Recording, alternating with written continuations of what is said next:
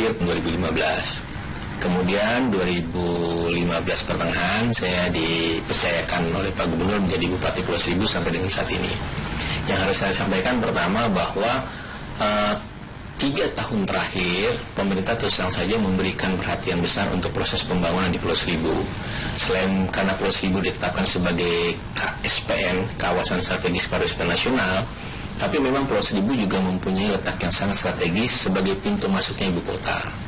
Saya sampaikan bahwa Pulau Seribu adalah sebagai miniaturnya Indonesia, pintu gerbangnya ibu kota, sudah selayaknya harus mendapatkan perhatian lebih dari semua pihak. Tidak hanya pemerintah provinsi, tetapi juga pemerintah pusat. Alhamdulillah, di 2015 dan khusus 2016, semua pihak sudah sangat concern untuk bagaimana mendorong percepatan pembangunan di Pulau Seribu.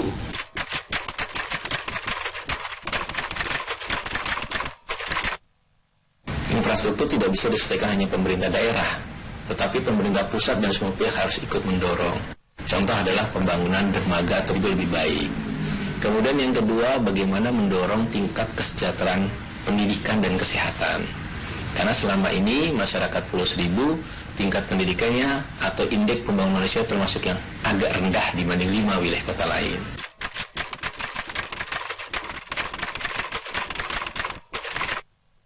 Pembangunan terhadap ekonomi masyarakat, yaitu kaitan mendorong UMKM, kemudian bagaimana mendorong wirausaha.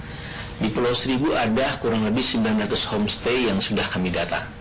Dari 900 itu, lewat PTSP kami juga sudah keluarkan, sudah menerbitkan kurang lebih 68 izin usahanya, dengan maksud supaya masyarakat semuanya taat lindungi sebagai usaha, sehingga kalau ada program-program pembinaan mereka juga bisa kita libatkan.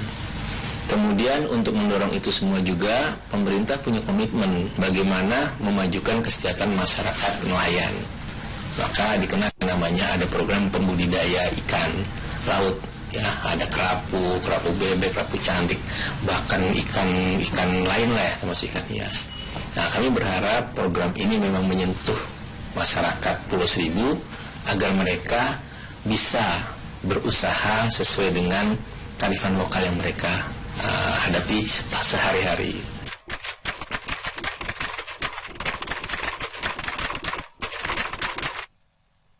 Dari semua apa yang kita lakukan di 2016 sampai saat ini, menurut kami itu semua bisa dirasakan dan masyarakat mulai merasakan hadirnya pemerintah dalam proses penyelenggaraan pemerintah.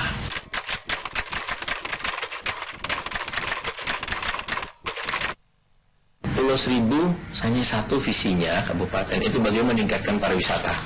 Karena memang Pulau Seribu itu masyarakatnya adalah kita punya luas wilayah 11 kali luas daratan dan basisnya adalah laut. Income yang terdepan nelayan. Nah, inilah yang nelayan basisnya yang kita akan jadikan dasar mendorong ekonomi mereka.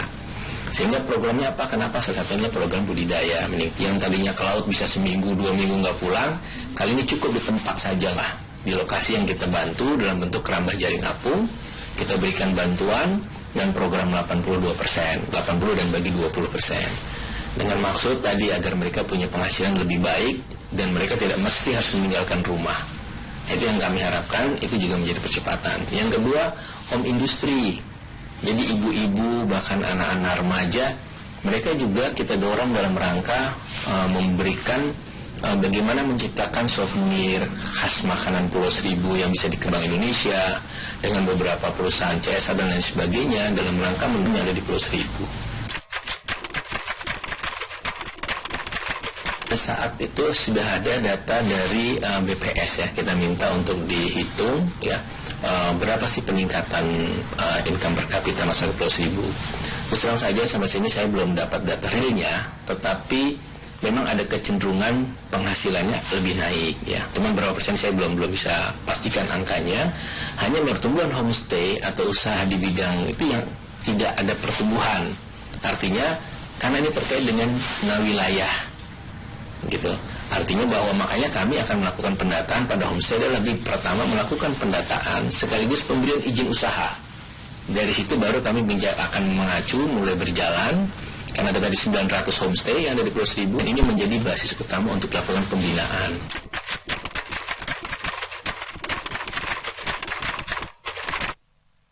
Kami akan dorong pembangunan Pulau Seribu itu berdasarkan tematik. segmen pasar kita bagi. Artinya untuk pulau-pulau berpemukiman adalah segmen pasar buat masyarakat kita yang mungkin lebih menengah ke bawah. Untuk yang lebih tinggi kita dari resort. Kemudian ke depan mungkin akan dibangun beberapa pulau yang memang mungkin eksklusif, untuk tamu-tamu eksklusif yang memang itu diperuntukkan untuk mereka. Sehingga bahwa segmen pasar itu akhirnya kredit dalam satu pulau gitu ya. Kemudian kita lebih bisa meminimalisir dampak negatif daripada banyaknya pertumbuhan wisatawan.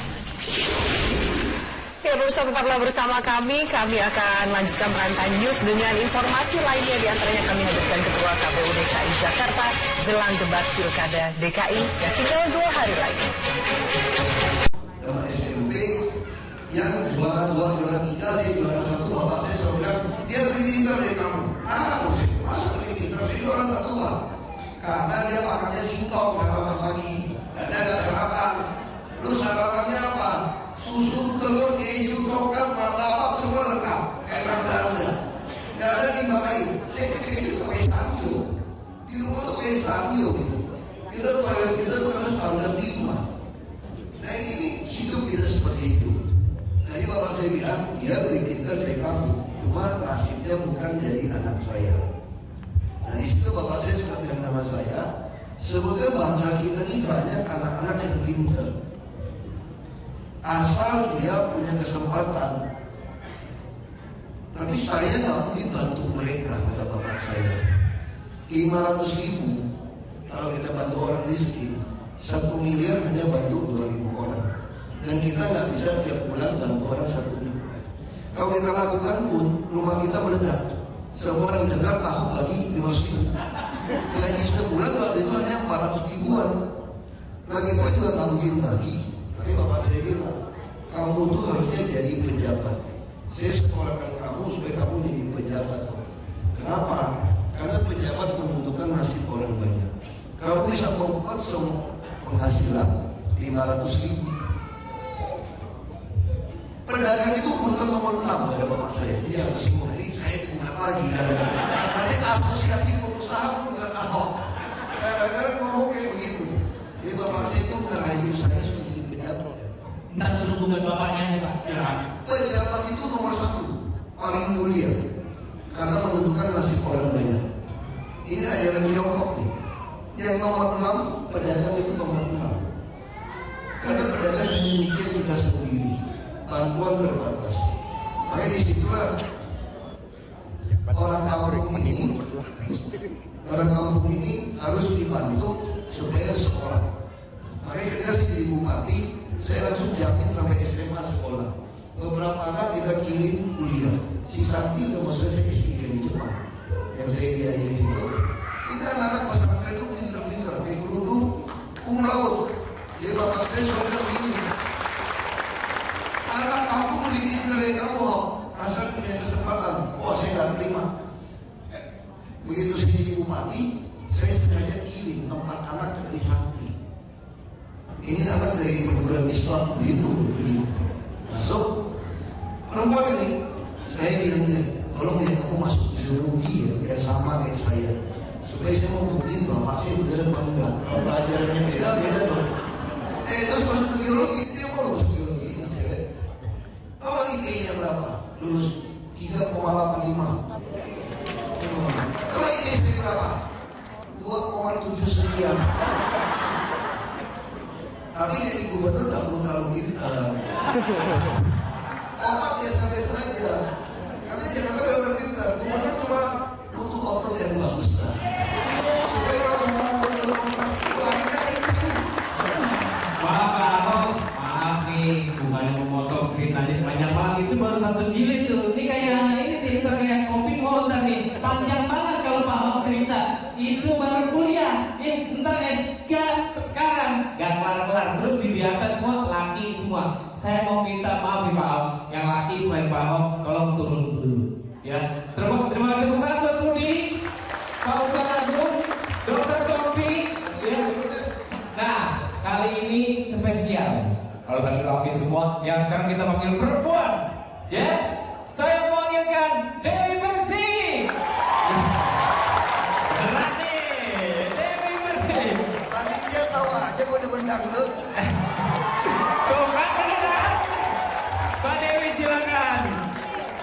Karena Mbak Dewi juga punya pertanyaan Pak Ahok yang mau ditanyain langsung. Iya. Oke, kita mau mulai lagi ya Pak, kita fokus. Saya ingin menanyakan kepada Bapak saya tercinta, yang pastinya semua masyarakat yang ada di sini, saudara-saudara saya tahu mengenai Kalijodo. Kalau kita berbicara Kalijodo, semua orang sudah tahu sungainya bersih, nggak ada banjir, MRT, rusun dan lain-lain. Tapi apa ada program yang belum kami semuanya ini tahu yang telah dilaksanakan atau masih dalam pembangunan? Salah satunya mengenai pedagang kaki lima nih Pak. Aku diusir sama Pak Ahok, aku begini, aku begitu, tapi ternyata alhamdulillah ternyata aku ditempatkan ke suatu tempat yang indah. Nah, pertanyaannya adalah di tempat yang indah di manakah itu Pak? Boleh tahu Pak? Satu. Yang kedua, mengenai penyandang cacat dan lansia. Penyandang cacat dan lansia ini bagaimana Pak? Apakah mereka mendapatkan perlakuan yang khusus? Itu dua. Lagi Pak.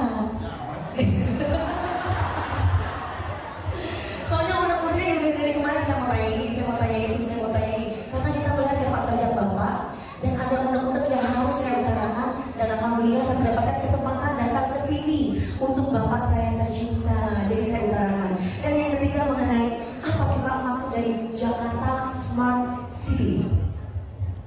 Sebenarnya Jakarta itu ya, tanahnya itu coba deh kalau ada tanah kosong pada pohon perizinan ya kan? Itu artinya tanah udah sengketa lama. Jadi saya lagi buat SK dari tahun lalu. Saya sudah mendorong semua orang yang punya tanah harus bisa bersertifikat ini. Masalah kenapa yang tahu itu bersertifikat ini? Karena masih banyak 5% dari NJOP-nya. Berat, kalau tanah 1 miliar, 2 miliar, 5% 100 juta. Dari mana duitnya? Makanya setiap tahun aku yang 2 miliar sudah saya gratiskan. Jadi tinggal Bapak Ibu urus sertifikat. Kalau 10 miliar kita coba tanah. Nah yang dari 10 miliar gimana?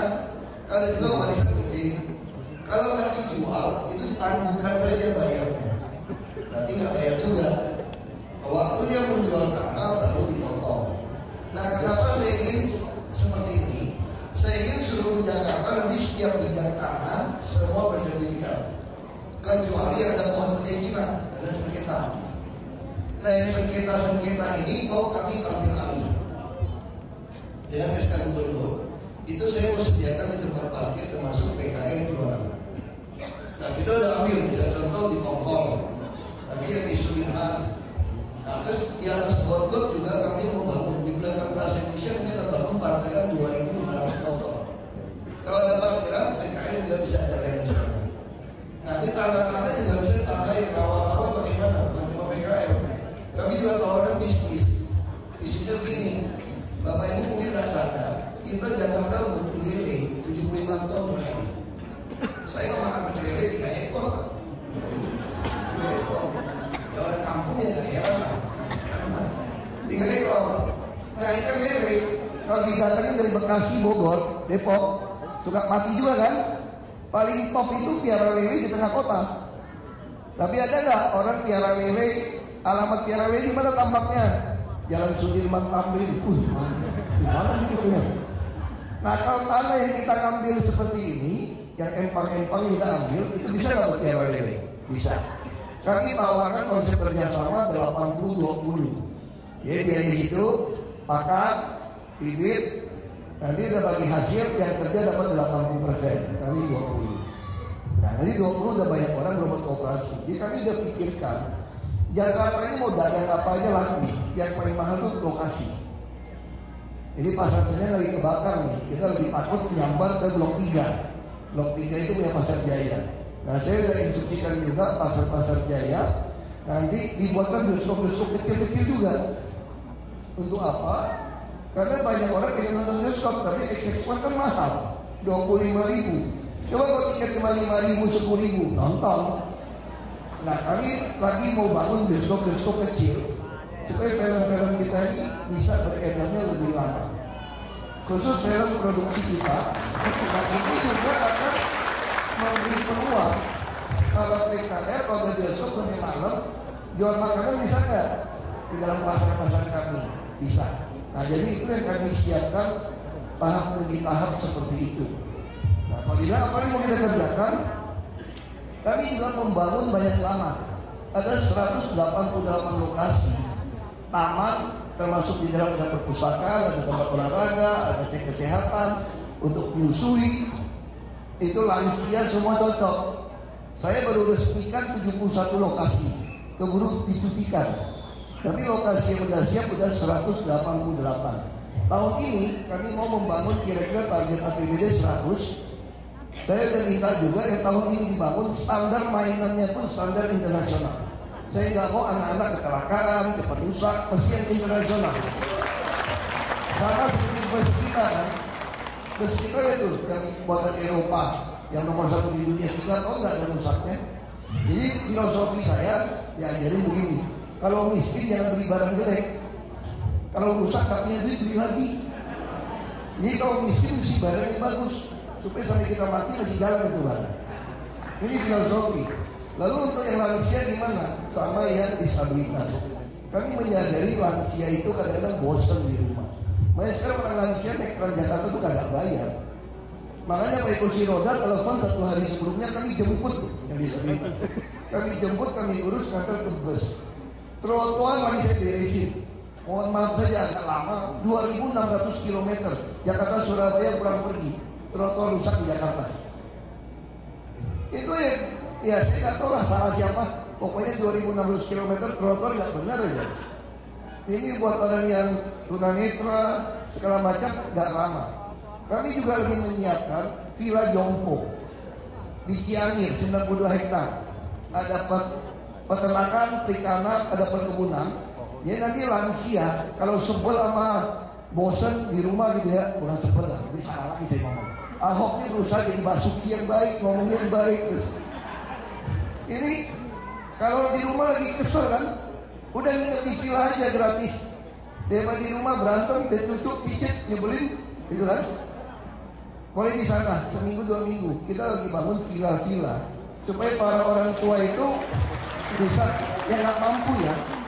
Kita juga udah selesai rancang rumah sakit bekas sumber waras itu. Saya juga bangun 500 apartemen. Buat apa? Kalau orang udah kena stadium 4 kanker, udah nggak ketolong, mau dipulangin. Kalau orang di sini pulang ke rumah pasti lewat. Siapa yang masak, siapa yang ngurus. Undang susul nggak mungkin. Lebih baik dia masuk ke apartemennya, tinggal di apartemen. Untuk apa? Kita piara aja supaya umur lebih panjang. Dia merasa jadi orang kaya sebelum meninggal.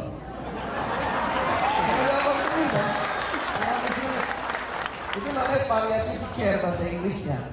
Terus ada lagi marah sama saya, manjain masyarakat. Saya bilang kamu juga boleh kok asal kena stadium 4 kanker. Mau juga nggak jadi hanya dulu. Ya sudah. Kenapa sih mesti iri sama orang yang menderita gitu loh? Siapa yang mau minta kanker? Kita bangun 2026 ranjang punya rumah sakit. Dulu kelas 3, 1 kamar 10 ranjang. Sekarang udah tinggal 6. Rumah sakit kami yang baru, kami bangun 4 ranjang saja. Supaya orang-orang sekarang di Jakarta siapapun yang sakit, asal mau masuk kelas 3, kami tanggung semua. Semua kita menganut penanggungan semesta. Jakarta pertama kali lakukan. Sudah bukan Jakarta pertama kali lakukan. Belitung Timur ya Ustaz Agung ya. Belitung Timur pertama kali lakukan itu waktu saya jadi bupati. Saya nggak peduli ada kaya miskin. Saya nggak tahu ada kaya apa miskin. Ada orang miskin juga belaga kaya. Ada orang kaya belaga miskin. Pusing saya. Jadi saya bikin peraturan. Asal mau masuk puskesmas dan di opname di kelas 3 pasti orang nggak mampu. Karena 1 kamar 10 ranjang siapa yang mau. Nah itu sistem saya bikin tahun 2006. Ini yang kita implementasikan di Jakarta. Itu baru 2. Jakarta ini kota maju. Nanti ke depannya bayangin kita ya. Nanti anak-anak kita semuanya pakai smartphone. Kita ngurusin 10 juta orang susah mengenali.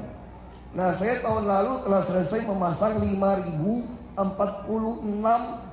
CCTV yang bisa deteksi wajah Bapak Ibu loh. Kalau saya masukin software KTP, IKTP, langsung keluar. Begitu lihat muka saya langsung dia keluar. Ah, Basuki Cahaya pun nama siapa. Begitu nggak ada KTP itu pasti ini orang luar Jakarta. Kalau Indonesia kita masukin langsung kita tahu ini orang asing atau bukan. Jadi kita udah pasang teknologi itu sepanjang Jakarta nih. Nah kita juga ada aplikasi. Nah saya mau paksakan semua orang harus kirim aplikasi. Jadi smart city itu ada partisipasi publik. Misalnya semua taman RPTRA kami itu semua ada CCTV.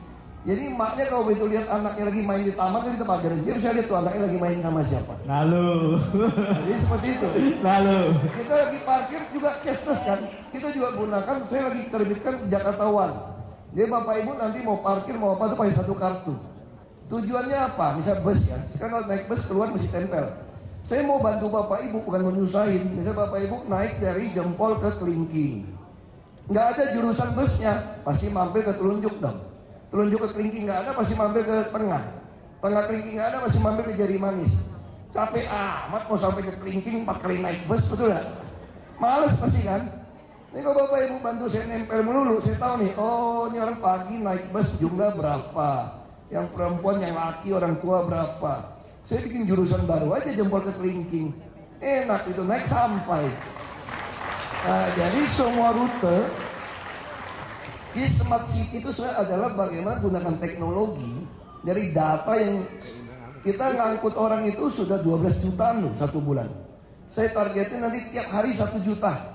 Makanya kita mau perluas Transjakarta sampai ke rumah-rumah Bapak Ibu semua. Sehingga nanti kalau tempel gini saya akan bikin Bapak Ibu pasti suka naik bus dari rumah sampai tujuan. Kecuali bukan orang yang rutin ya.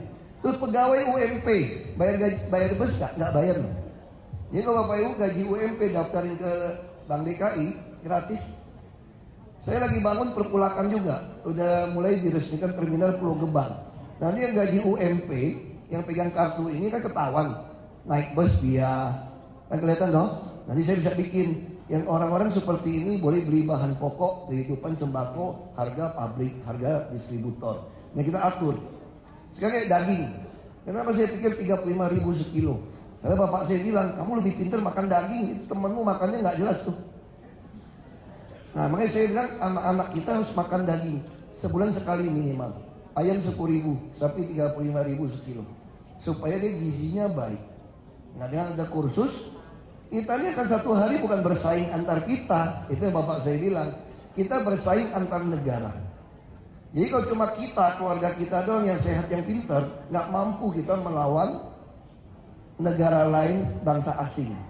Jadi kita harus, anak-anak pegawai kita pun, tetangga kita pun mesti seimbang.